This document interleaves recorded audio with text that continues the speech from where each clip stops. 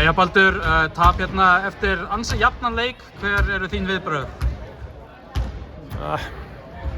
Mér fannst svona að við hefðum kannski átt að taka þetta hann í restina, við förum illa á ráð okkur á vítalínu, við vissum að 4-5 víti í restina og svona þegar krítiskum tíma, en öðru leiti mjög vel spilaði leikur og kannski svona einn af tveimur okkar bestu leikjum í vetur, þessi og Keflavíkurleikurinn úti sko.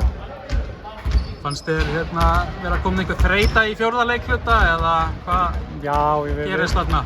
Það er þreyta, já, ég verið að spila svolítið þröngt þarna, bæði út af getustuðinu í leiknum og líka veikindum hjá yngri stelpunum sko, þannig að það var ekki úr meira móða sko í bili.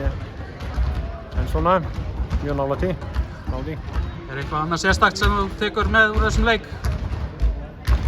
Já, mér fannst við svona kannski fyrst skipti í langa tíma að spila svona eins og einn maður og vera allir á sömu blaðsíðu og bæði varnar og sóknarlega. En svona þessi smáatriði, víti og annað sem að verður að klára og ætlar að vinna svona leiki.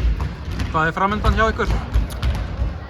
Já, það er smá frí og svo erum við að fara að spila bara aftur næsta leik. Það er mjög þröngt, margir leiki framundan og nóg að gera. Kærar þakkir, gangi ykkur vel. Takk.